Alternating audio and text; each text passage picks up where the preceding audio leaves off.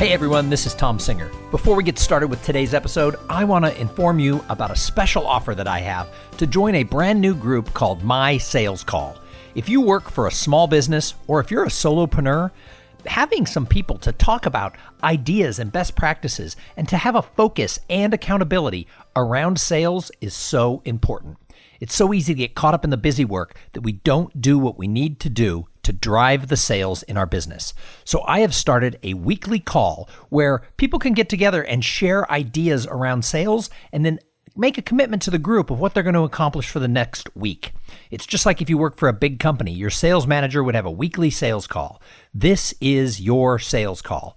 Go to mysalescall.com to find out more and sign up today. Welcome to the Cool Things Entrepreneurs Do podcast with your host, Tom Singer. In each episode, we explore the interesting lives of business leaders, entrepreneurs, solopreneurs, and others who have a healthy dose of the entrepreneurial spirit. It is time to explore something cool. Now, here is your host, Tom Singer. Well, hello and welcome to another episode of Cool Things Entrepreneurs Do. Thank you so much for pulling your chair up to the cool kids table. But it's one of the last times I'm going to say that because July 1st, this show is changing. We are changing the name of Cool Things Entrepreneurs Do to a more C-level focused. So we're moving upstream from entrepreneurs to people who are working in larger businesses. Not exclusively, we'll still interview the occasional solopreneur, but it is really going to be about people who are leading teams. I've made some changes in my life, and so I thought I would talk about that in a really short episode here, just so that you're all ready for the changes that are coming, just not too many days from now, as Cool Things Entrepreneurs Do is going to become making waves at sea level. Not sea level like you're at the beach, but sea level like CEOs, CIOs, CTOs, CMO, CHRO, etc. I want to talk to people in HR. I want to talk to sales and revenue leaders. I want to talk to people in technology. And certainly, I want to have a focus on people who are leading teams from the CEO office and really trying to make sure that their businesses are doing more than making money, but making money is part of it. We want to talk about that as well.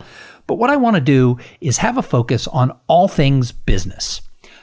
Cool Things Entrepreneurs Do began 6 years ago. As I come into July, that's when the idea percolated out, and it was launched September 30th, 2014. So that will be 6 years ago here in just a couple of months. We're just a handful of episodes shy of 600 episodes over those 6 years. And it has been an amazing journey for me. If I look back to when I started last July, 6 Julys ago, one of the things I remember vividly about launching the show was I went to a meeting with my mastermind group. Now, those of you who listen to the show know that one of the things I do for a living is I make my living as a professional speaker and corporate master of ceremonies for large events. And I have a group of other speakers who, we've been together 7 years now. They're kind of like my unofficial board of directors for everything I do in my career. They've also become like my brother and my sisters. There's 4 of us total. The group originally began with 5 people in the mastermind group, and one person left the speaking business.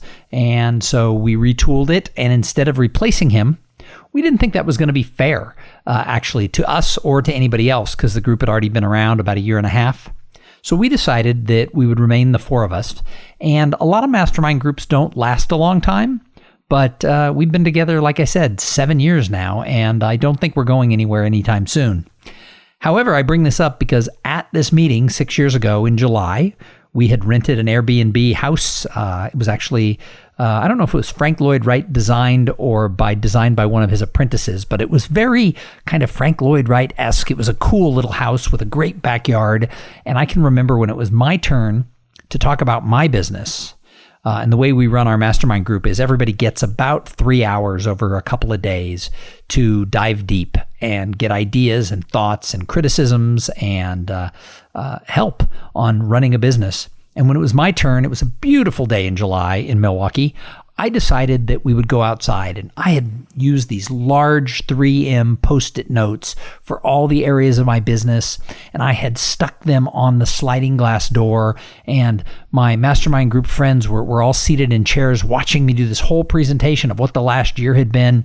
My business was growing, and then I had ideas of things I wanted to do to sort of grow my reputation and my reach.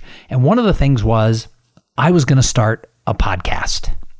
And I remember showing them everything I was going to do around this whole idea of cool things entrepreneurs do. It was going to be a way that I would be able to learn to interview better, to think more on my feet. It was going to be a way to get access to some really cool people in business.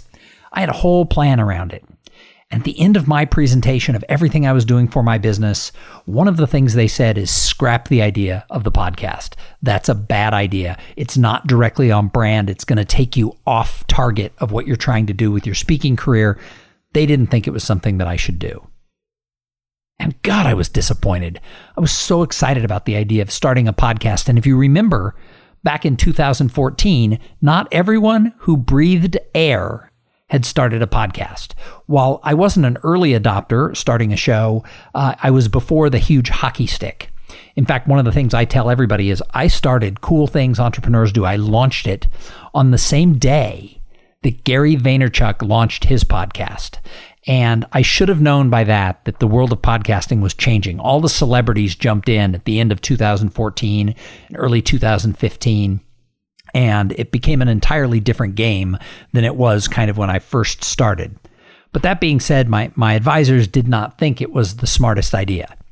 Now, if you look back to 2019, my podcast was probably the single biggest moneymaker in my business. It referred several speaking opportunities for companies. People who listened to the show referred me to their sales manager or their CEO to come into the show. It also spun off a job as a paid podcast host for another association. And now it looks like I have 2 associations that I'm going to be hosting podcasts for.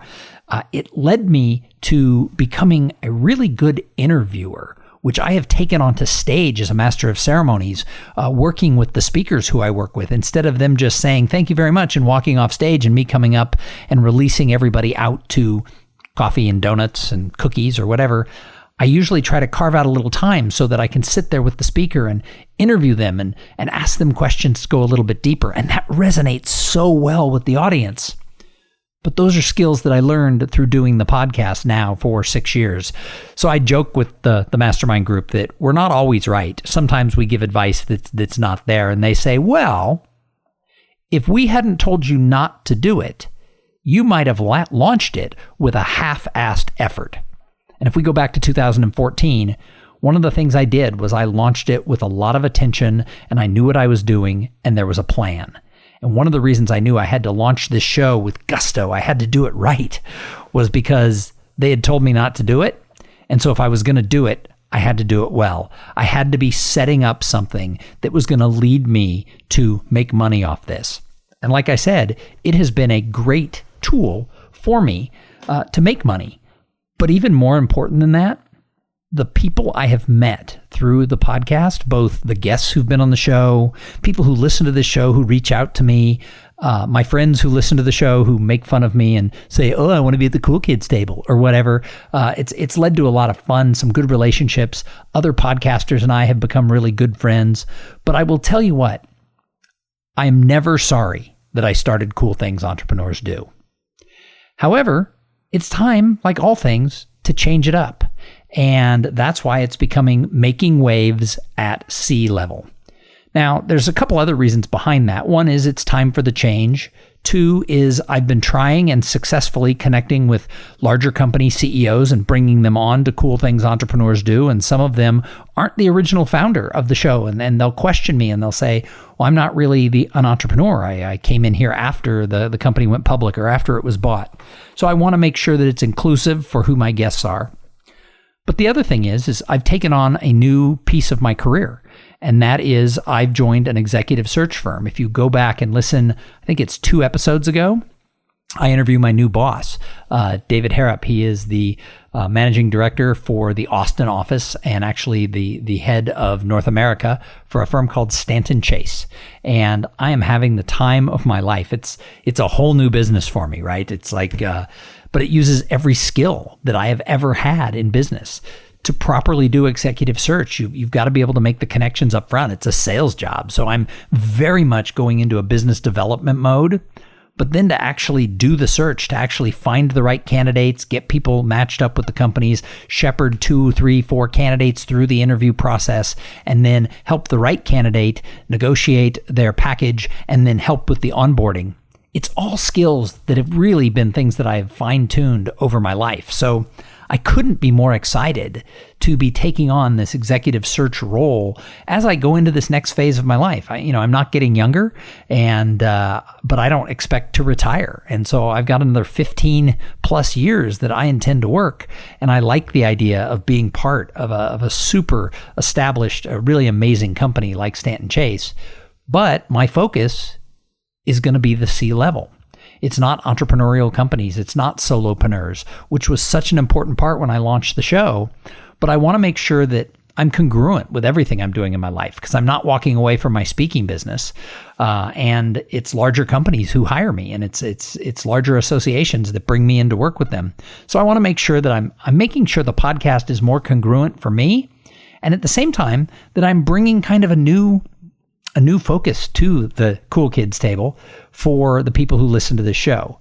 Now, I think if you have been along this journey with me for the last 6 years and you're an entrepreneur or a solopreneur or somebody who doesn't run around in large companies, I don't think you're going to be left out, because the questions that I have tooled and retooled for this new focus of the show really are for anyone who's in business. The whole idea of what I'm trying to accomplish with where I'm going is to inspire people. And I'm asking questions around the fact of, like, what led you into a leadership role, and what do you like about it and not like about it? And I want these C-level executives to talk about what it's like to manage a team, but I also want them to talk about what it's like to have to inspire a team. And I want people to feel that they're walking away like they can be a better team member if they're not the entrepreneur, if they're not that business leader. So I want to make this show more inclusive for everybody. And so I'm hoping that you're going to come along for the ride if you've been here all through the journey. And along with that, I'm confident that we're going to step it up. I think that Making Waves at C-Level is going to be the show that Cool Things Entrepreneur was always meant to be. I'm taking everything that I've learned over 6 years and a lot of advice from other podcasters and from people in business who have shared with me as I've looked at doing this tweak, what I should do. I'll be really transparent. There were people who said, don't rename the show and move forward. Do both shows. Keep Cool Things Entrepreneurs alive. It's a brand. It's your show. It's your baby. Start a new one. And I decided that it's not a new show. It's just the next iteration of the show that I've been doing all along. And that kind of excites me. I think to have walked away from Cool Things Entrepreneurs Do and started something entirely new, I think it would have just felt different for me. I think it would have felt like one door closed and another door was opening. But that's not at all what's happening. We're just morphing. Because think about it. Those of you who are listening to this show, I think you listen to a business show because you want to thrive, you want to succeed, you want to find ways to do something. Well, the only way I know to do that is you've got to be willing to morph and change. Throughout my business career, I've worked in a lot of different industries, and people used to say to me, Tom, how do you switch industries? I was a sales and marketing professional for services companies. I worked for law firms and banks and consulting firms. And when I would change from a law firm to a bank, people would be like, well, how can you do that? How can you go into the insurance business? You're not an insurance executive. Well, no, but I was a business development guy for professional services. The job I did was the same. Just little tweaks of what it was we were selling and conversations we were having changed. And I never looked at myself that I was a banker or a legal marketer or that I worked for an insurance company or a consulting firm. My job was to connect people and make sure that I was doing things that were connecting people, clients, and the teams that I represented to make sure that everybody could thrive. And as I changed jobs or changed industries, it was just a morph. And that's what I think is really important. So often we think that we have to live in this little box or this little silo, and that if we're going to go do something different, we throw that away and we go to something else. As I get older, I've learned one thing, and that is I don't think I've thrown anything away. I think going back to friendships and relationships that I had in high school and college, I think those have helped me and shaped me in the business world. And being a husband and a father, I think that's part of who I am. And I think I take that into the business world. As a speaker, when I'm on stage and I'm trying to educate and motivate audiences, I think that's part of who I am. Now working in executive search and doing business development and running searches for Stanton Chase, I think that's just part of who I am. And I don't think any of these things are separate. So I just wanted to really quickly let everybody know what was going on with this change that's happening July 1st.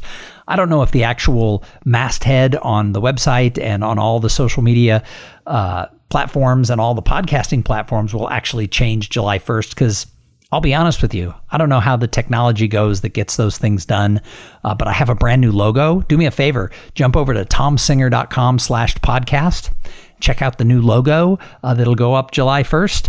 Also, you'll see it on all my social media. For now, @CoolPodcast on Twitter is going to stay @CoolPodcast because you know what? Making Waves at Sea Level, it is a cool podcast. So the name of it will change, but I think the handle will stay the same.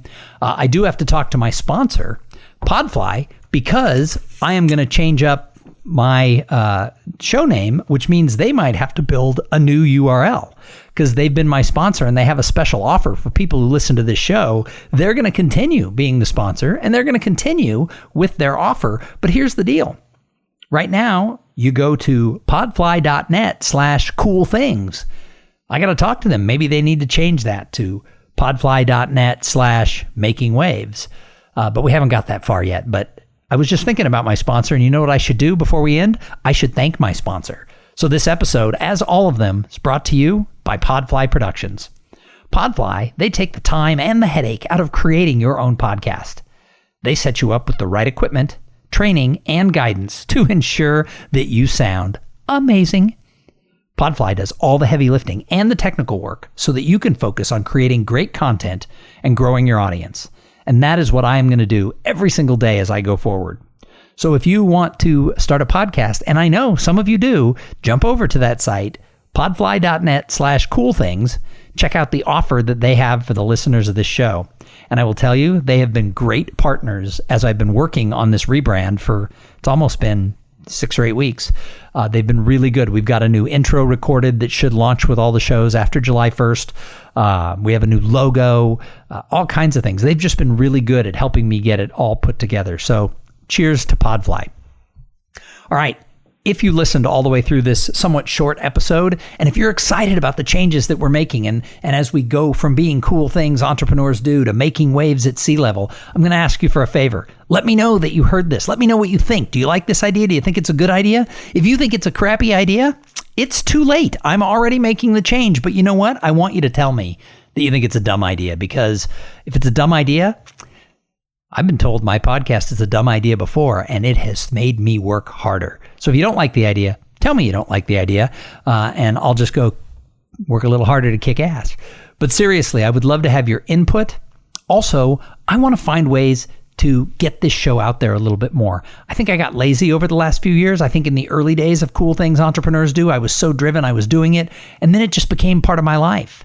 I think with this shift, I want to step it up. I want to put it out there. So if you have ideas on ways I can reach more people who work in the C-suite or would like to work in the C-suite, do me a favor. Let me know how I can get in front of different people. If you have a podcast and you'd like to have me as a guest, reach out. I will do it. In fact, I'll do it tomorrow. I always tell other podcasters, if anyone cancels, call me. If I'm home, I will be on your show. Anyway, thank you so much for listening, and start paying attention after July 1st. And welcome to Making Waves at Sea Level. Thank you for being part of the Cool Things Entrepreneurs Do podcast. Without your participation and listening to these conversations, there is no show. Connect with Tom at tomsinger.com and follow him on Twitter at tomsinger.